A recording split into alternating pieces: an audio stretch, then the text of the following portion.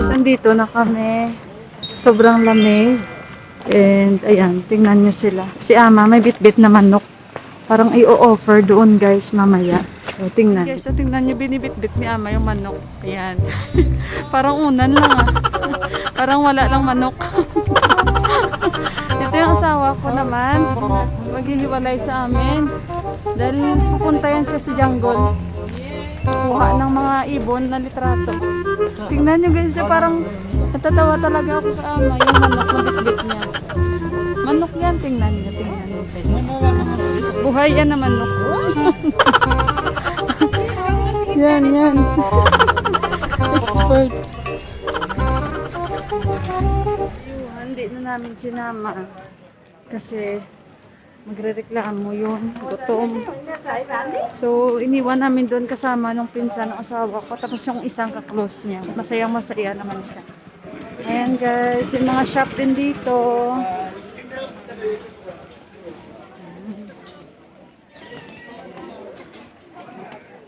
Akyat kami sa bukid. Dito lang. Ay, ayan guys, maraming nagbibenta dito para sa simbahan nila. Ayan, tingnan.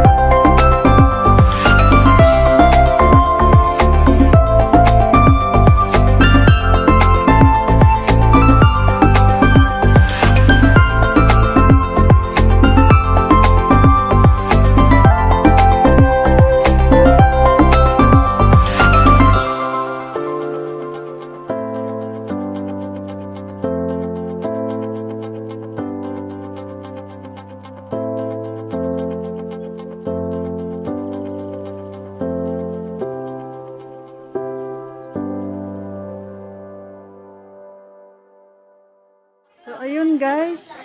Mga binibenta nila yung parang iaalay doon. Iaalay. Siya mo. Nagbit-bit na talaga ng manok. Ayaw niyong bumili dito. Ayun guys.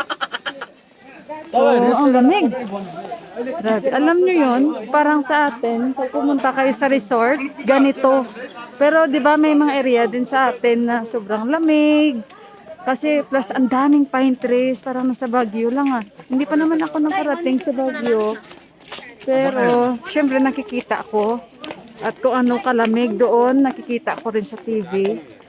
Parang ganito din guys. First time ko dito. So, baba na kami dito. Ha? Kakalain, sobrang lamig pala dito. Parang mas grabe. Lalagay ako sa leeg ko. के लिएर आएको चाहिने सामानहरू त्यो एउटा पोको किने भइहाल्यो नि त उयो यस्तो Poco Bibili yung asawa ko.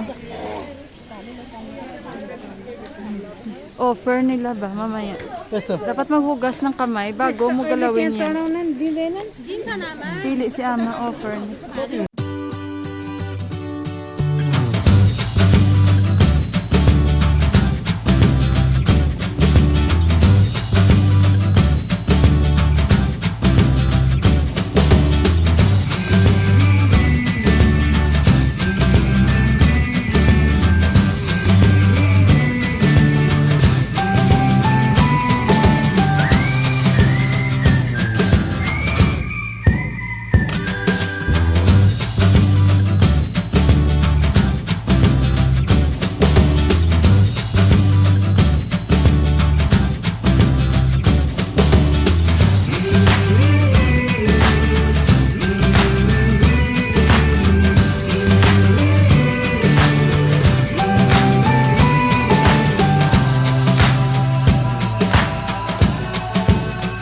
Sama kaso baka hindi ako pwedeng umawak niyan. Kasi hindi ako nagugas ng kamay ko.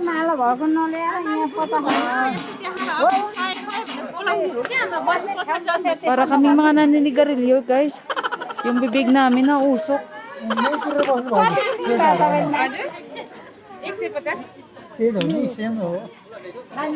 You hold no. No, I'm going. Me. I will help her. Ha?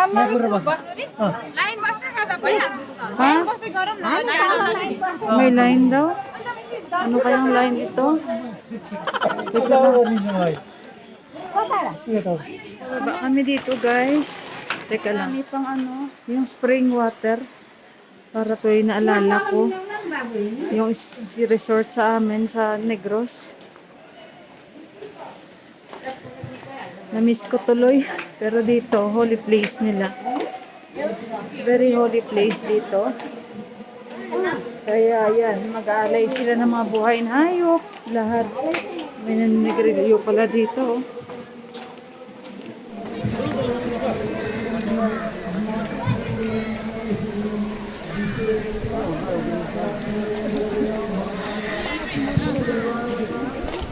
Ito guys, oh, yung tubig.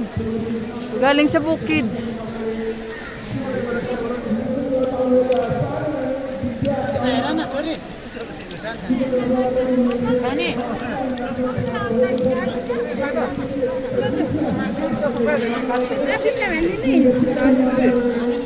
Yung manok nandoon na guys sa plastic.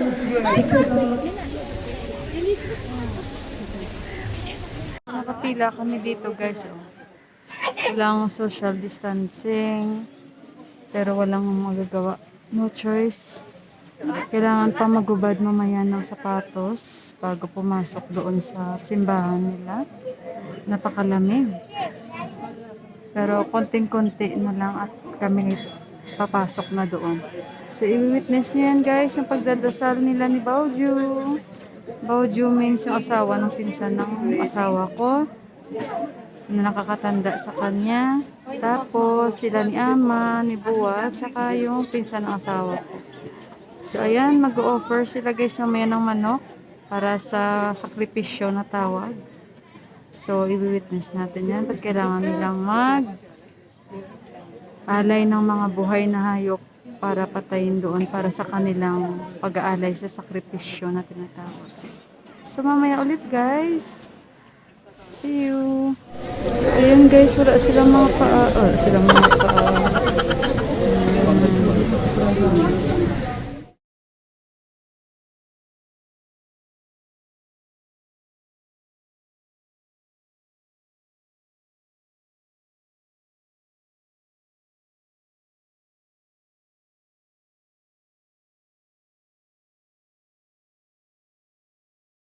Dito pa rin kami sa pila. Naninigas na yung paa ko tsaka mga kamay ko. Sobrang lamig. Tapos yung mga katabi ko may mga manok, kambing. Ayun guys. So, mamaya-maya.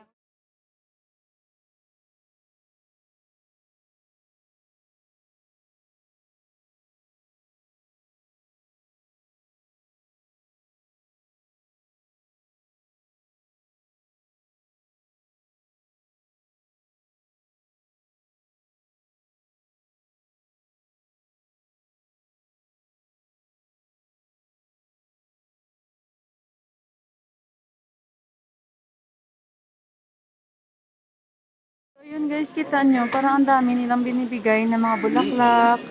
Tapos parang itatapon lang din after dasalan. Kaya parang ang kalat din.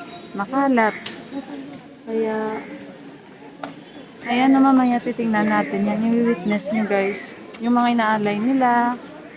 Tapos, nagtanong ako, bakit kailangan nilang mag-offer ng manok o kaya kambing. Sabi ng pinsan ng asawa ko, actually, nasa tao naman yon. Hindi na kailangan nilang mag-offer for sacrifice. Kasi nasa ugali naman ng tao yon. Parang naging part lang talaga ng paniniwala nila. Bago nila gawin o bago nila i-accept na kailangan nilang, kumbaga, hindi maging selfish or yung ego nila ibabaan nila. So, kailangan nilang mag-offer ng hayop, katulad niyan manok, baka, kakatayin para dyan sila mag-i-start na ibabaan nila yung ego nila or yung pagiging madamot nila. So ayun guys, so naintindihan ko bakit kailangan may ganun na pa-offer yung sakripisyo. So itong pupunta namin, yung rason, yung yun nga, offer of sacrifices daw. So, ganon, na talagang nag-aalay si ama ng manok o di kaya kambing. So, ngayon manok. So, dito yon nakatayo. Nagubad na kami ng nagubad na kami ng sapatos. Wala na akong sapatos. Pero bakit may mga sapatos pa itong katabi ko? Maghuhubad din sila kasi hindi pwede. So, nagubad na rin ako.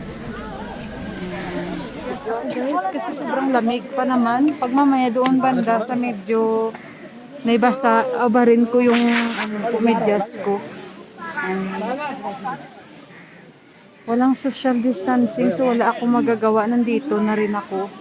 Hindi rin daw nila in-expect na madami ngayong tao.